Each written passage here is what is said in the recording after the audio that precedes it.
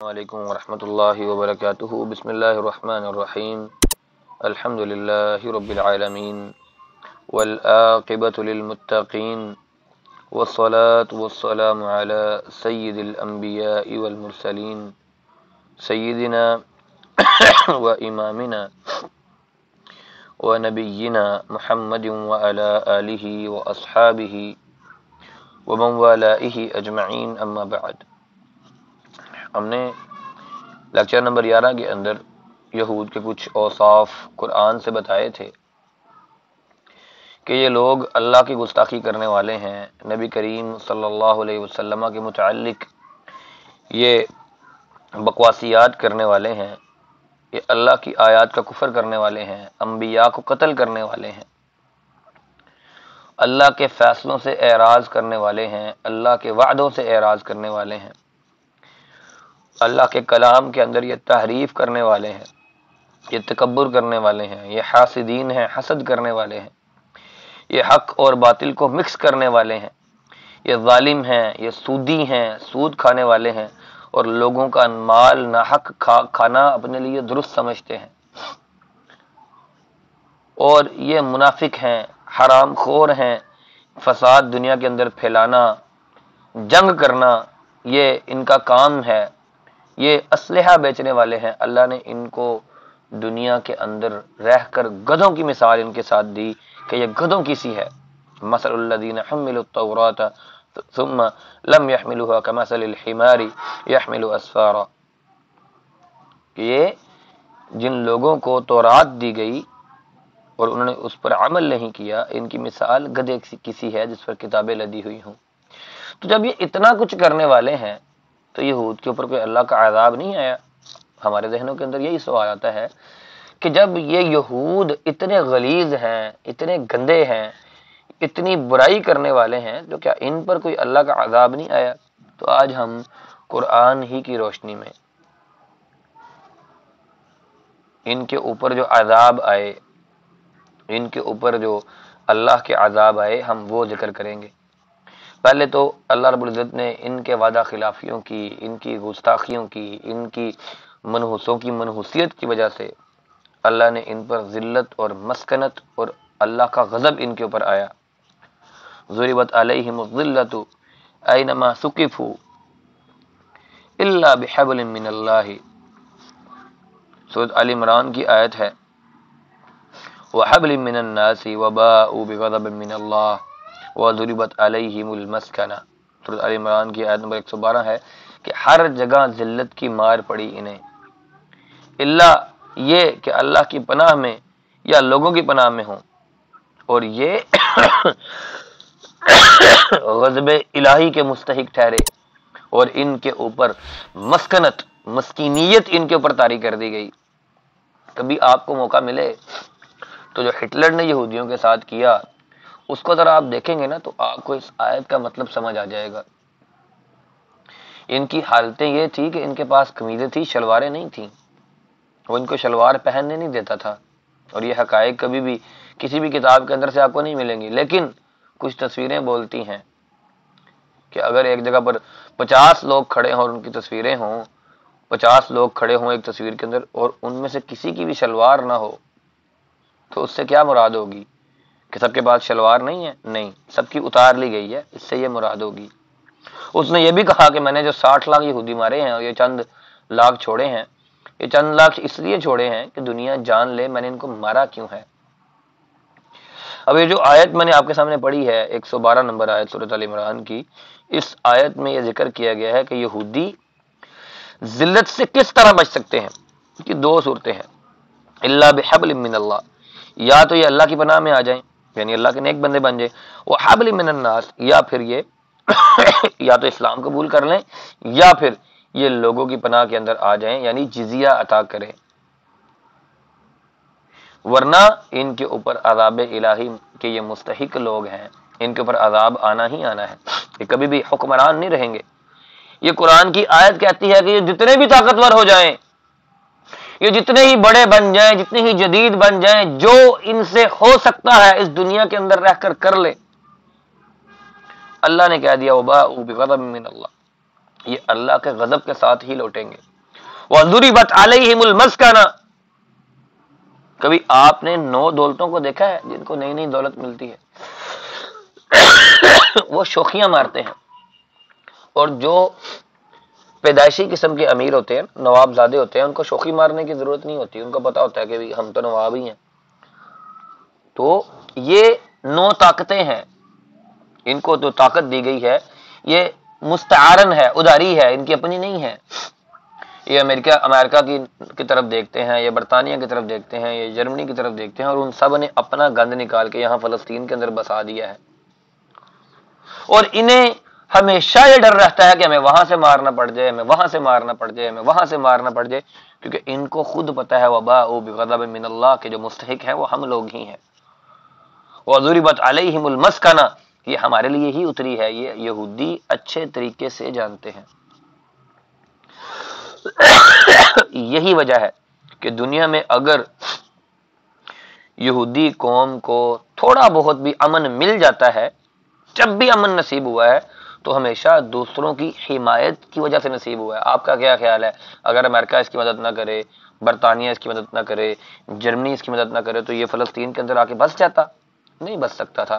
اور ابھی بھی اگر اس کی مدد امریکہ نہیں کرتا تو یہ چند ایک حماسیوں سے ہی، شہزادوں سے ہی یہ فنا ہو جائے گا، لیکن کافر تو ایک ملت ہے اور وہ اس کی مدد کے لیے موجود ہیں۔ قرآن نے یہود کے بارے میں جو کچھ بتایا ہے، یہود بالکل ویسے ہی ہیں، لیکن ہم ویسے نہیں ہیں جیسا قرآن چاہتا ہے، ہم بالکل بھی نہیں ہیں۔ تو یہودیوں کو جب کبھی امن نصیب ہوتا ہے، صرف اور صرف لوگوں کی حمایت کی وجہ سے ہوتا ہے۔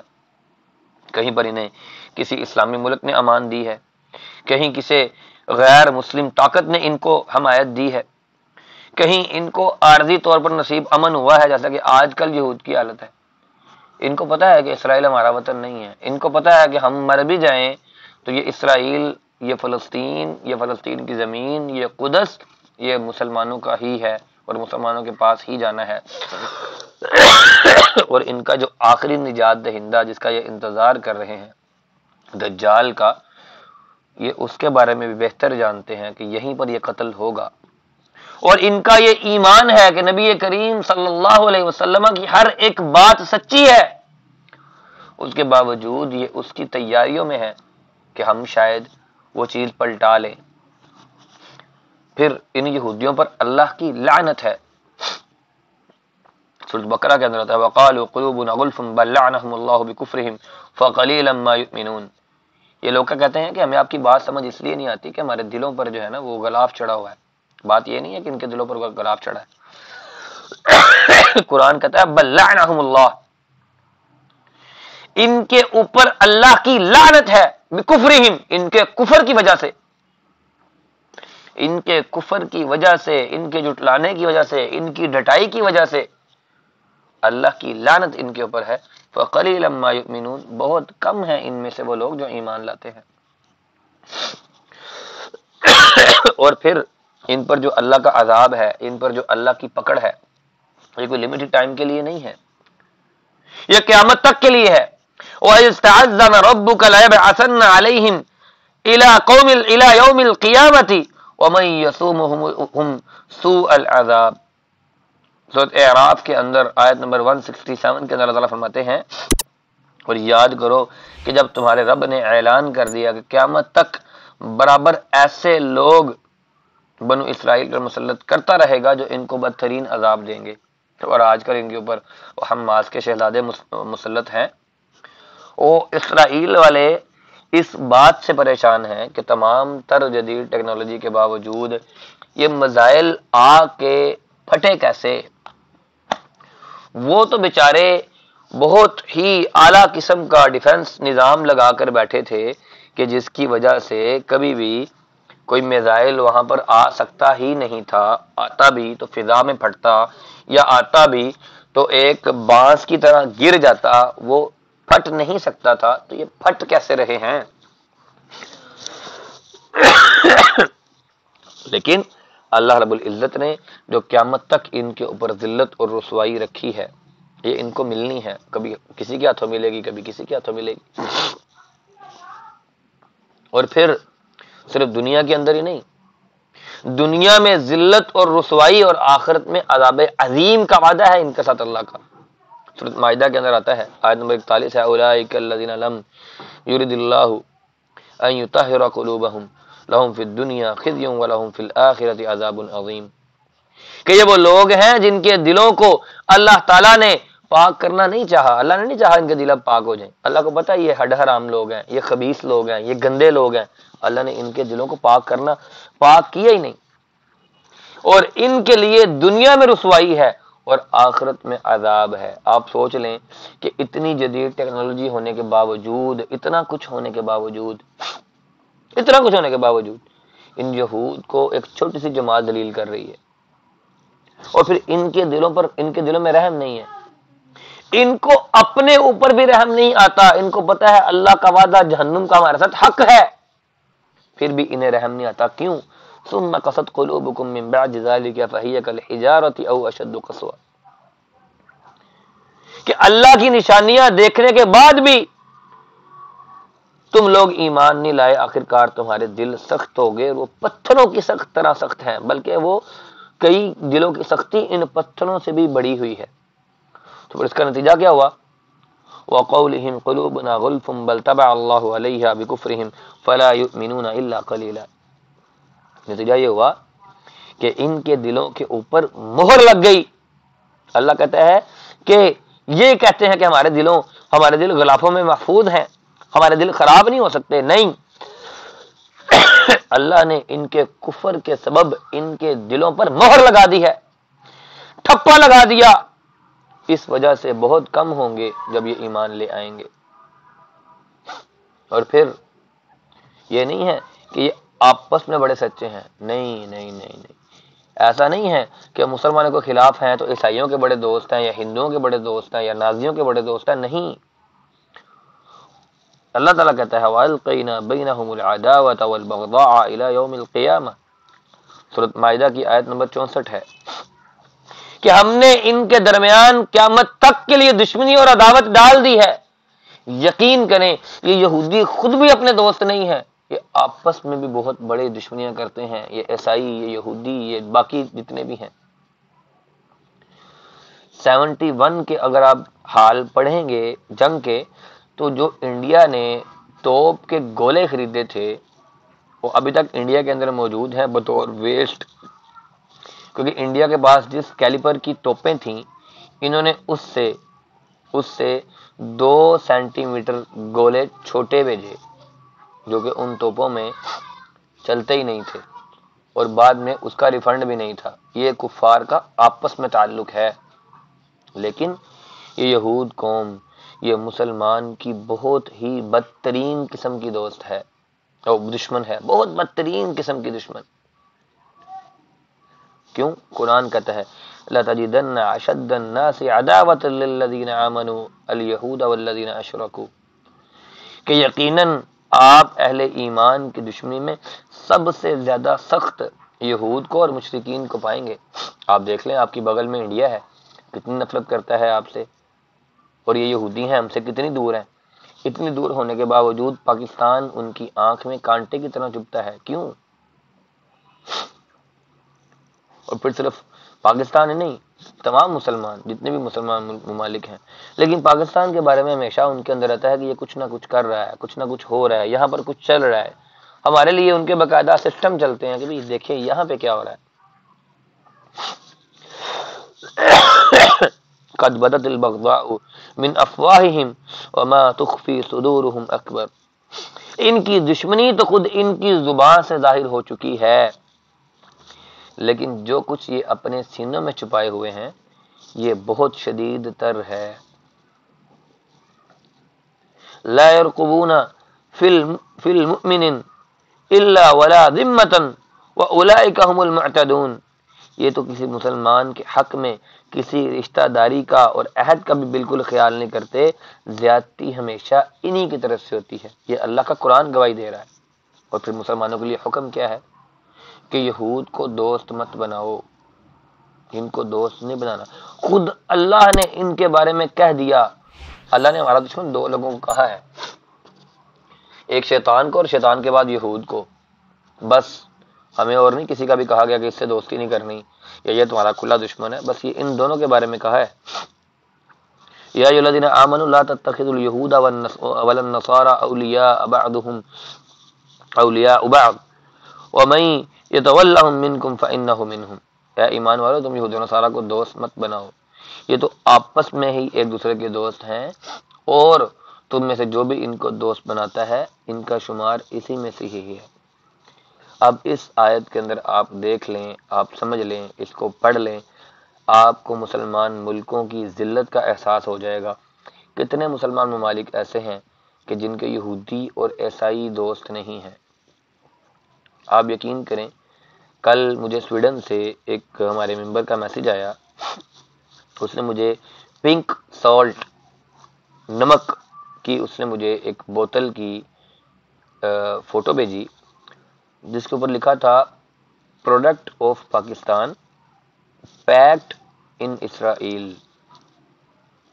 Product of Pakistan and packed in Israel. کہ پنک ہمالین سالٹ ہے, نمک ہے, اور یہ پاکستان کی پروڈکٹ ہے اور اسرائیل میں پیک ہو کر بک رہی ہے. اب ذرا سوچیں کہ اسرائیل کے ساتھ تو ہمارے تعلقات ہی نہیں ہیں, نہ ہمارا بارڈر ملتا ہے, تو پھر پنک سالٹ وہاں پر جا کیسے رہا ہے؟ اب یہ اتنا بڑا اور اتنا گہرا سوال ہے کہ ذرا سوچ کر دیکھیں کہ پنک سالٹ اسرائیل ہمارا کیسے پہنچتا ہے. ہماری کھیڑوا کی کان سے جو پنک سالٹ نکلتا ہے وہ دنیا کے اندر بکتا ہے. چلیں جی, ہمارے کسی دوست ملک میں بک رہا ہو تو ہمیں سمجھ لگتی ہے. ہمارے اس ملک میں بک رہا ہے ہمارا نمک, کہ جس ملک کے بارے میں ہمارے پاسپورٹ پر لکھا ہے کہ یہ پاسپورٹ اسرائیل کے لیے کارآمد نہیں ہے.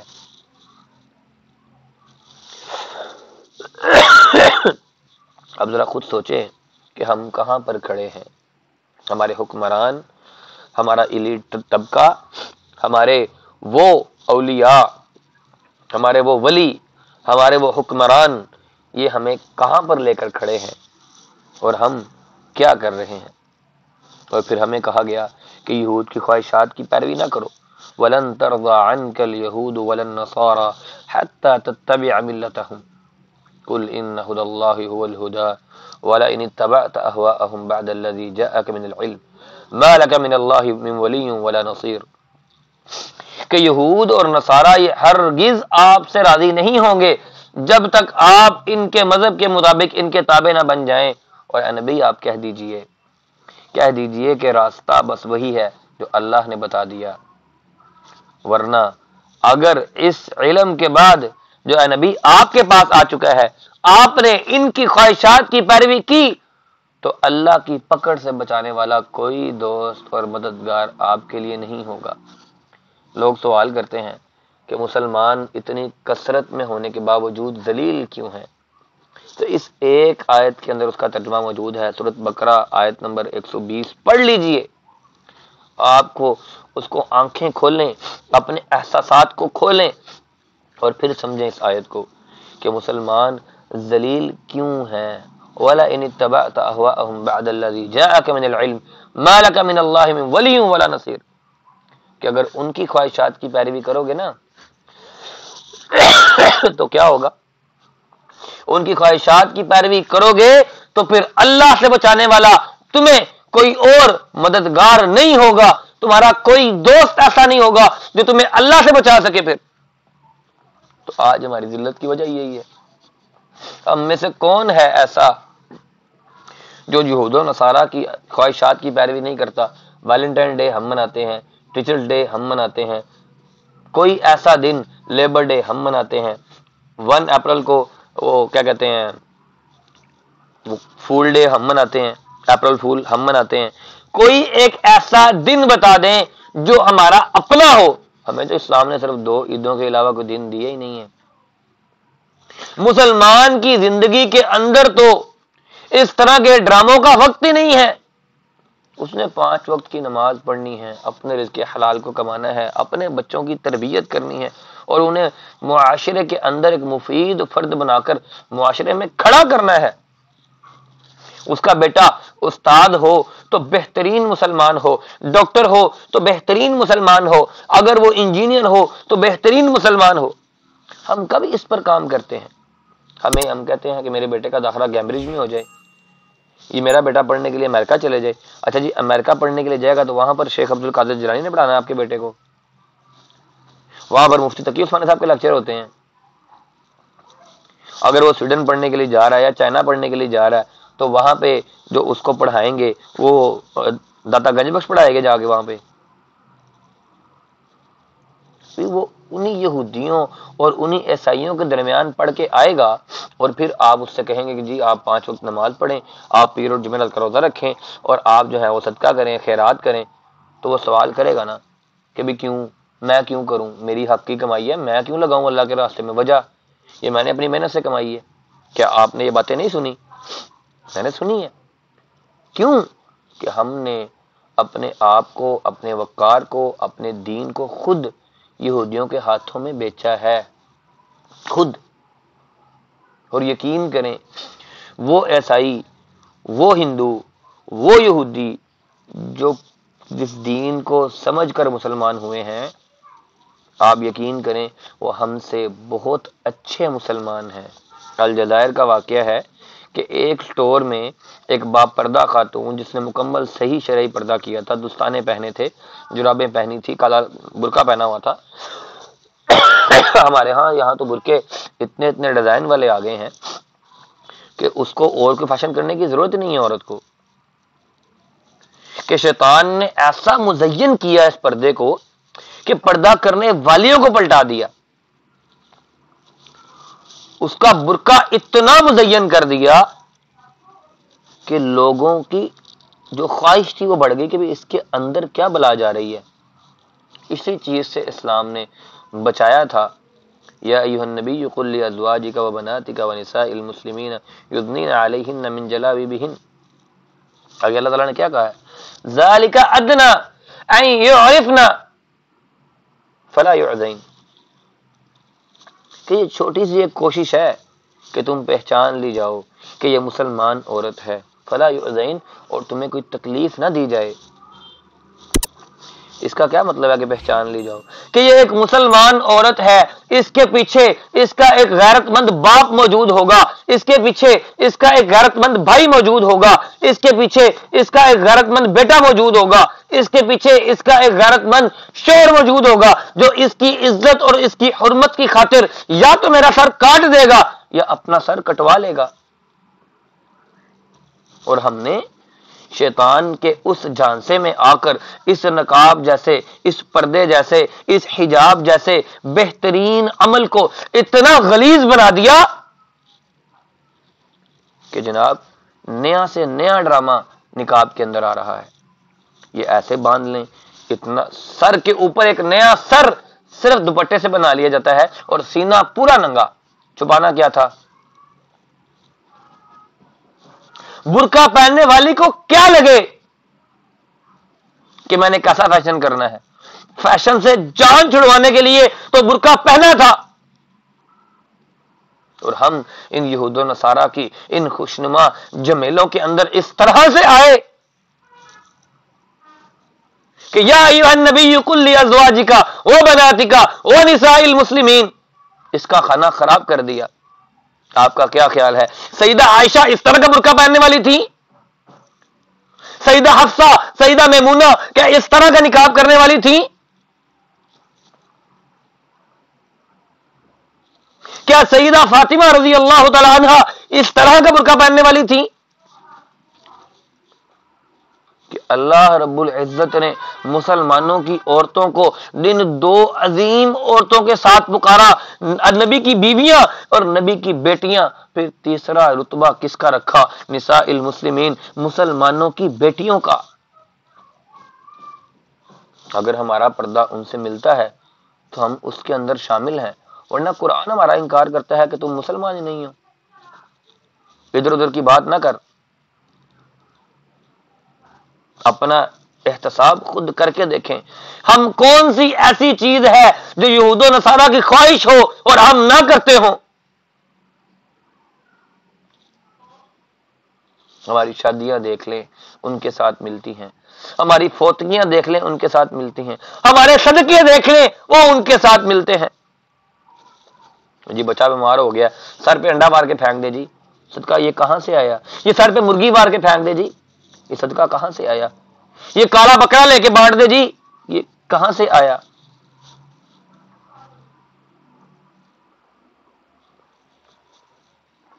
قرآن مجید یہ کہتا ہے کہ جب رسول اللہ صلی اللہ علیہ وسلم مبعوث نہیں ہوئے تھے تو یہود مدینہ کے اندر، یہ یہودی آپ کی دعوت کے بارے میں آپ کی تائید کا موقف رکھتے تھے۔ کیوں؟ وہ تورات کے اندر نبی کریم صلی اللہ علیہ وسلم کے بارے میں پڑھ چکے تھے، بلکہ آپ کی آمد کی دعا کیا کرتے تھے اور لوگوں کو ڈرایا کرتے تھے کہ جناب آخری نبی آنے والا ہے۔ ان کو پتا تھا مدینہ میں اللہ کے نبی نے آنا ہے،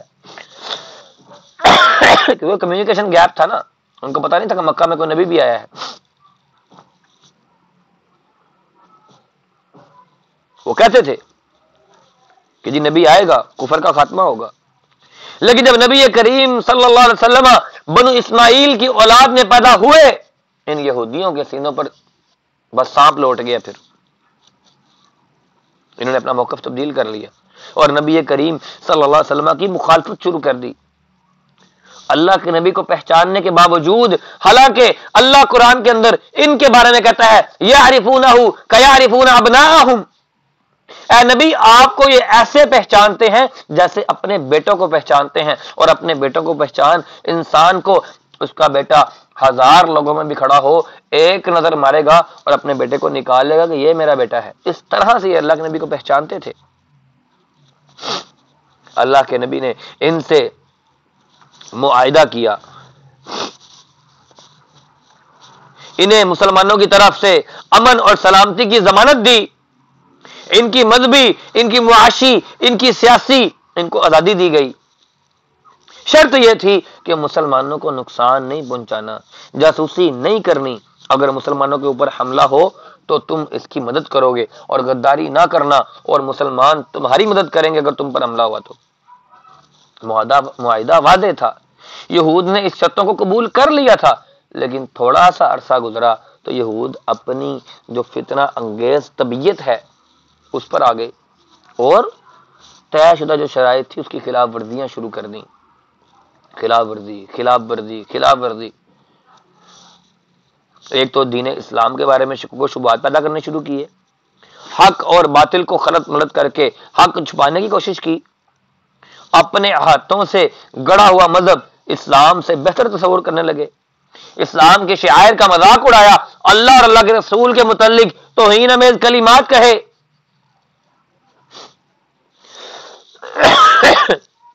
اور منافقوں اور مشرکوں کے ساتھ دوستیاں قائم کر کے، ان کے ساتھ ساز باز کر کے مسلمانوں کے خلاف سازشیں تیار کیں اور ان سے تعاون کیا۔ تو پھر نبی کریم صلی اللہ علیہ وسلم نے کچھ انہیں مختلف اوقات میں اپنی زندگی کے اندر ہی ان کو پھر عبرت ناک سزائیں دی۔ ایک یہودی تھا ابو افق یا ابو افق، افق تو میرے خیال میں نہیں ہوگا، افق ہی ہوگا کیونکہ عین فا کاف ہے۔ یہ شخص شاعر تھا اور اپنے شعروں کے اندر مسلمانوں کے خلاف یہ لوگوں کو بھڑکایا کرتا تھا۔ تو ایک بدری صحابی تھے سالم بن عمیر رضی اللہ تعالیٰ عنہ، انہوں نے پکا سوچ لیا کہ اسے میں نے قتل کر دینا ہے۔ وہ موقع تلاش کرتے رہے، اس کی ریکی کرتے رہے۔ ایک رات ابو افق جو تھا وہ اپنے گھر کے صحن میں سویا ہوا تھا، حضرت سالم جو تھے اچانک اس کے سر پر پہنچے اور اپنی تلوار اس کے سینے پر رکھ دی اور دبا دی۔ تلوار اوپر سے گھسی، چارپائی کے نیچے سے نکل گئی۔ پھر بنو قینقاع کو نبی کریم صلی اللہ علیہ وسلم نے جلا وطن کیا۔ جنگ بدر کے 1 مہینے بعد مسلمانوں کو جب کفار مکہ پر فتح نصیب ہو گئی جنگ بدر میں، تو یہودی مسلمانوں کی اس فتح پر راضی تو نہیں تھے اور انہوں نے اپنے شدید غصے کا اور غضب کا اظہار کیا اور مسلمانوں سے کہا کرتے تھے اگر تمہارا اور ہمارا سامنا ہو گیا نا تو پھر تمہیں پتہ چلے گا کہ جنگ کسے کہتے ہیں اور جنگ کیسے کی جاتی ہے۔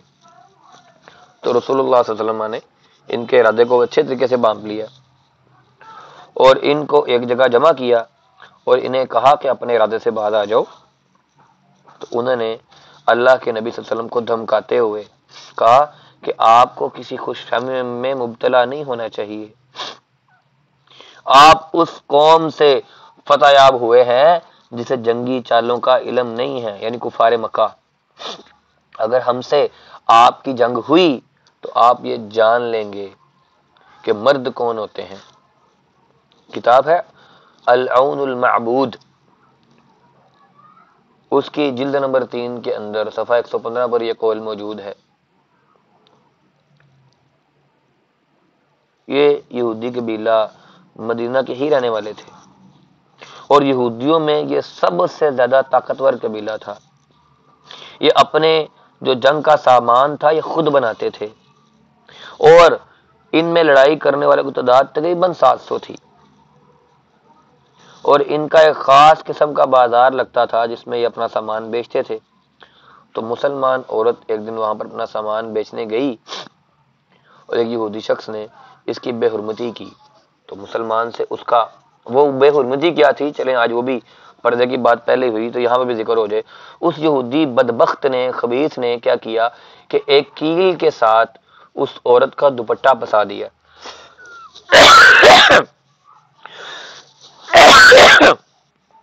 اور اس کیل کے ساتھ جو دوپٹہ پسا دیا، وہ عورت جب آگے چلی تو ظاہری بات ہے اس کا نقاب پردہ کھل گیا۔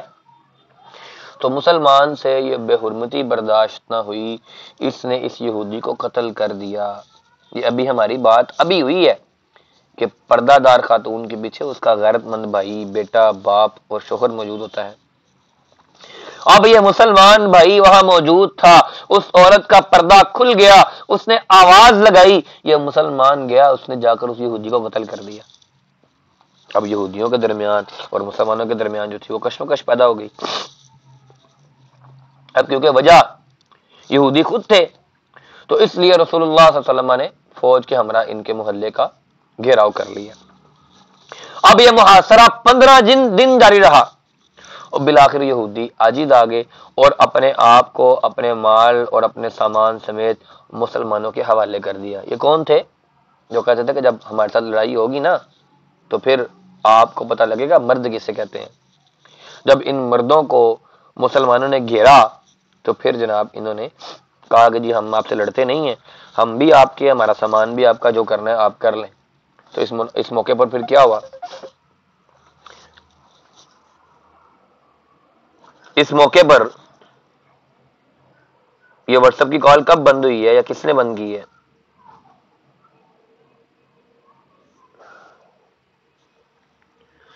اچھا جی،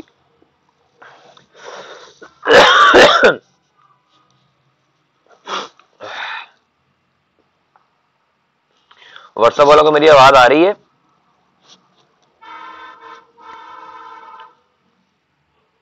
کوئی ایک ممبر بتا دے آواز آ رہی ہے میری؟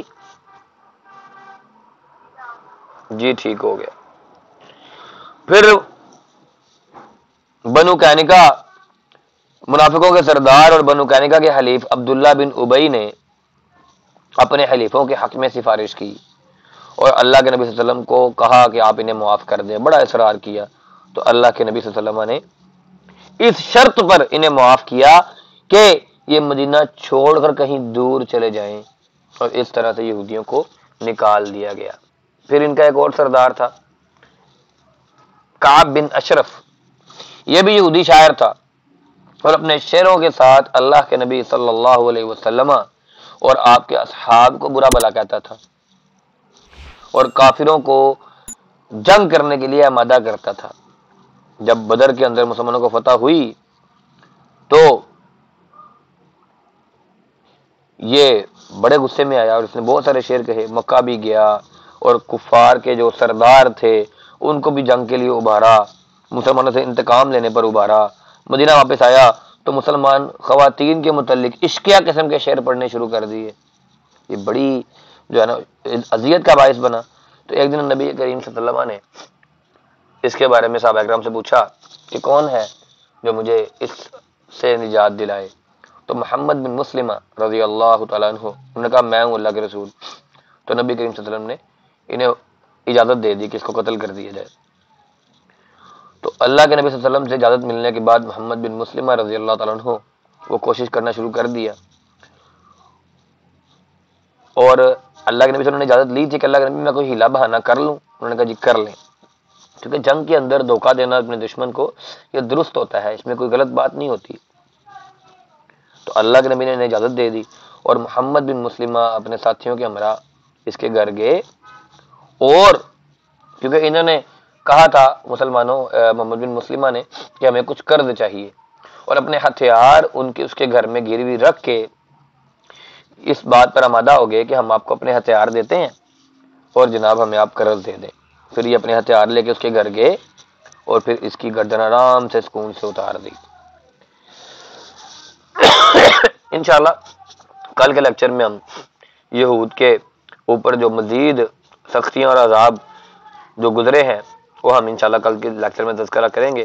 اللہ تعالیٰ سے دعا ہے کہ اللہ تعالیٰ ہمیں صحیح معنوں کے اندر اپنی حیثیت کو، اپنے معاملات کو سمجھنے کی توفیق عطا فرمائے، اور جو مسلمانوں کی اصل شان و شوکت ہے وہ واپس ہمیں لوٹا دے۔ ہماری جو نرمیاں، ہمارے جو معاملات خراب ہیں، اللہ تعالیٰ ہمیں ان کے اندر درست کر دے کہ ہم صحیح معنوں کے اندر وہ مسلمان بن پائیں جس مسلمانوں کا ذکر اللہ کا قرآن کرتا ہے۔ کسی ممبر کا کوئی سوال ہو تو وہ کر سکتا ہے، کسی نے مائک اپنا آن کرنا ہو تو 1-2 منٹ ہمارے پاس ہیں، وہ ذکر کر سکتا ہے، سوال پوچھ سکتا ہے، زوم سے یا واٹس ایپ سے کوئی بھی سوال پوچھنا چاہے تو پوچھ سکتا ہے۔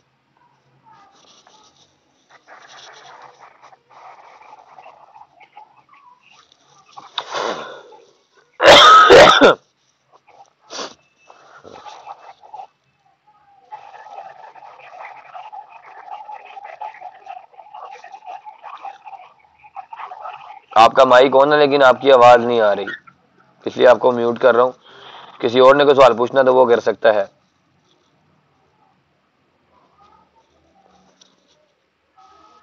السلام علیکم ورحمۃ اللہ وبرکاتہ۔ جی وعلیکم السلام ورحمۃ اللہ وبرکاتہ۔ کب آج آپ نے پردے کے بارے میں بتایا تھا کہ پہلے بھی ہوتا ہے، اس کے بارے میں پردے کے بارے میں کیا ہوا ہے؟ آپ نے پردے کے بارے میں بتایا کہ نا، ہاں جی، سوال واضح کریں اور جلدی کیا کریں، یہ اس میں کوئی لمبا چوڑا ٹائم ہمارے پاس نہیں ہوتا سوال کرنے کا۔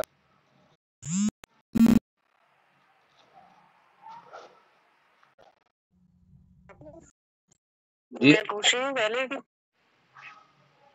آپ کو سمجھ نہیں، میں نے سوال پہلے کیا ہے۔ جی کیا کیا ہے؟ مجھے سمجھ نہیں آئی، واقعی سمجھ نہیں آئی، جی بتائیے۔ میں پوچھ رہی ہوں کہ جو پردے کے بارے میں آپ نے بتایا ہے وہ آج ہی تھا کہ پہلے بھی ہے کسی میں لیکچرز میں؟ میں نہیں لے رہی آج کا۔ نہیں، وہ تو آج چلتے چلتے پردے کی بات آ گئی، تو جب کوئی بات درمیان میں ایسی آتی ہے تو پھر اس وقت وہ بات درمیان میں آ بھی جائے تو ہم کر بھی لیتے ہیں، آج آئی تو کر دی۔ اچھی تھی، بارک اللہ فیک۔ جی بارک اللہ فیک۔ چلیے جی ٹھیک ہے جی، اجازت دیں، واٹس ایپ زوم کے لیکچر کا ٹائم مکمل ہو چکا ہے۔ واٹس پوچھ سکتے ہیں، زوم کی کلاس بند ہو چکی ہے۔ جی واٹس ایپ والے موجود ہیں،